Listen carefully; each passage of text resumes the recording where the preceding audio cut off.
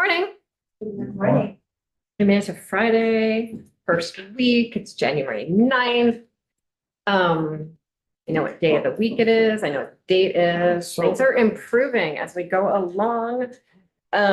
So as is our Friday morning tradition, we are hearing one of the bills that's been referred to us, H 584. From Representative Casey. And then if folks could come back fairly promptly after the floor, when we built the agenda, we did not anticipate that there would be two bills on the floor. So it's a little tight in the after the floor to lunch zone.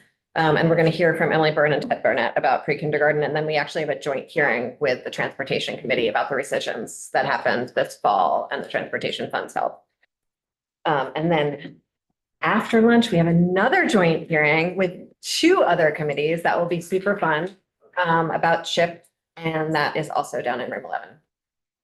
And if you want a good seat, I recommend you get there early because I really have no idea how the rooms could be arranged for this all. But I'm sure Sorcha will somehow do something magical. I'm not leading that. As someone will do something magical. And if it's not magical, it's not on Sorcha. So with that, Representative Casey, would you like to join us? Thank you so much for introducing this bill. All right.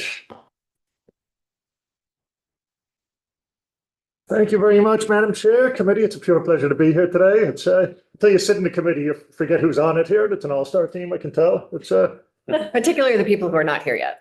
oh, they're great. Fantastic. And he's my mentee, and I think he's gotten very wise in the last year and a half or so. Yeah. So thanks very much for having me today. Representative Connor Casey, welcome to my district, Montpelier. I'm here to introduce H 584, which you probably know very well from the title of it, would amend Vermont's income tax code so that pension income and survivor benefits received by public safety professionals are excluded from taxable income. So who does this benefit? You know, when you say sort of first responders, public safety, that's generally defined as retired police officers, firefighters, emergency management technicians, and their survivors who would receive a pension or a survivor benefit income there. That they would be January 1st, 2026, retroactive, applying the tax years beginning on or after that date. So why are we doing this, right? I can tell you, you know, it was tough after last session, I think. You know, we extended this for military personnel. And, you know, I think we knew how this movie started and how the next scene was going to be, right? The next scene is me coming through that door. Because when the firefighters and folks like that approached me and asked, why was this done for one group of people, but not for another? I don't have the ability to tell Chris Doobie there why they should not be granted this benefit. I served on city council for years in Montpelier, and I really developed an appreciation for the job these folks do. You know, being overnight in a firehouse, doing ride-alongs with some of the cops. We've been struggling with recruitment and retention, and that's because it's a really hard gig. You know, I've been a union representative for public safety and firefighters, and when you take that job, you're not going to live as long. You're not going to have a home life with your family. You're going to be sitting by the bed, and you're going to get a beep on your beeper or cell phone, and you got to be somewhere where you're in a very dangerous situation ASAP. It's if you look at the medical toll this takes on some of the folks who do this job, the presumptive disabilities with some of the cancers that firefighters take on here, it's a really tough gig. And just like our military personnel are heroes for the work they do, we have heroes every day in our backyards in Vermont with some of these public safety personnel there. So Vermont, like many states, is experiencing a really severe recruitment and retention challenge in some of these jobs, and we need to incentivize it for our own public safety, but really to take care of these folks, you know, and make sure that when they retire and they're not able to work as long as the other thing, that they're taken care of, and their spouses who have gone through this as well. So, you know, I've looked at other states. Obviously, some states don't tax pensions at all, right? So, some states are more selective. But collectively, we set this precedent last year, and, you know, it's a difficult decision, right? Because what's the financial toll on our budget? And, you know, who's the next group who's going to come through that door? But it's a conversation we need to have. And I really do believe public safety personnel's a good place to start. And again, collectively as a chamber, we have to decide, as we do often enough with public employee pensions, which we categorize differently with Group C, obviously with law enforcement. These are tough decisions we need to make. So, I'm a simple corrections man. I don't have an abacus in front of me. I'm not coming in with the numbers that would need to be researched, and you guys are very good at that. But I wanted to start this conversation, and I think it's a really important conversation to have. I think it's a limited group this would impact. I was just talking to Chris, and was it 15 locals across the state there? It's 13. 13, yeah. So yeah, maybe 60, 70 people at the moment there for firefighters, obviously more with police, EMTs there. So I was hoping just to begin this conversation. I did bring Chris. I'm sure his folks would love to come in as well as other groups representing these employees, but I think it's a good conversation to have. And honestly, I want to be consistent, right? Again, we voted for this, so I think it's a conversation we need to have. So I really appreciate the time. Happy to answer any questions. Yeah, Representative Page. I don't disagree with what you have to say. I've got two things. One,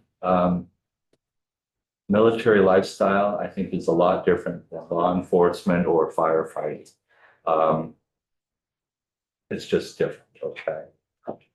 The other issue I wanted to mention is in your bill, you bring up amount of federal deduction or credit taxpayer would have been allowed for cultivation, testing, processing, or sale of cannabis. Why did you have that included in this particular?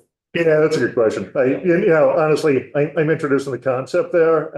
I should have gone in the weeds a little more with this bill, but I'm not really prepared to speak to that, Representative.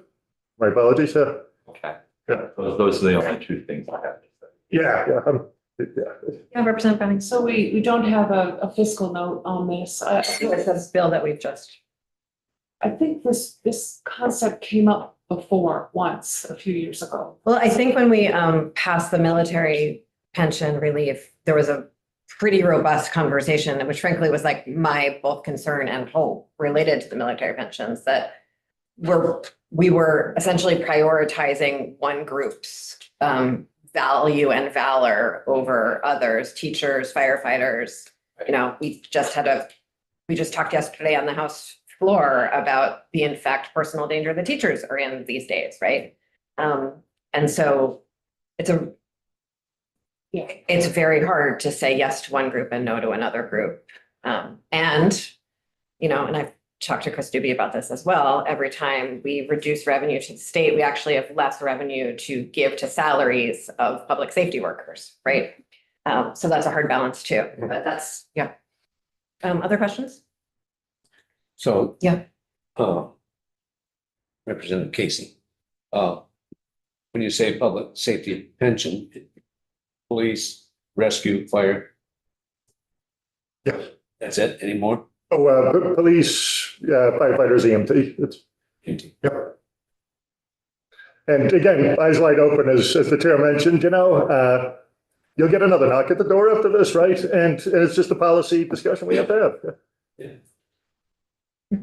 So, Connor, just looking at this is from a US state or municipality. I'm sorry if this was the question you asked. So if somebody moves here from Massachusetts, are you saying that if they receive a pension for a police officer in Massachusetts, that we should also exempt that retirement income? Oh, that's a good question. Yeah, I didn't really think of that too much. I would think the Vermont pension system is what, one of the pension systems is what I was thinking of, but yeah, that's a good question. I mean, it's an interesting point because, as you said, these folks retire very early and generally go on to another career. So if we want, retired firefighters and police from other states to move here, then. Mm-hmm. And it could be incentive to keep some of our emergency personnel in Vermont too. And what's that? Well, you remind me all the time that corrections and institutions is a money committee, so I'm disappointed by the lack of I did have that question. I won't tell Chair Emmons, but it's fine. We're not always treated as an equal money committee, I don't think. That's okay. That's okay. Yeah. Piggybacking off. Use abacus. That's true. I really just wanted to say advocate. Leapfrogging off of Charlie, you mentioned like other states that do or don't tax these pensions, specifically New England. Do you know if there are other Well, I mean, most of them that I was looking at wouldn't tax them at all, right? New Hampshire, right next door, right? Like, I thought I had a list here somewhere. Yeah, if you could get us. Yeah, I'll try to get a list of all the states, That would but be, yeah. because, you know, I think we get a lot of New England moving. Sure enough, yeah, There yeah. is some like out of region moving in, but I think that we hop around these states a lot, so I'd be curious as to see where, not just New Hampshire. Yeah. They don't tax much of anything, but. Fair play. Anyone else? I really appreciate the time, folks. Have a great rest of the day. Happy Friday. Folks, we are going to go to the floor, and as I said, please really try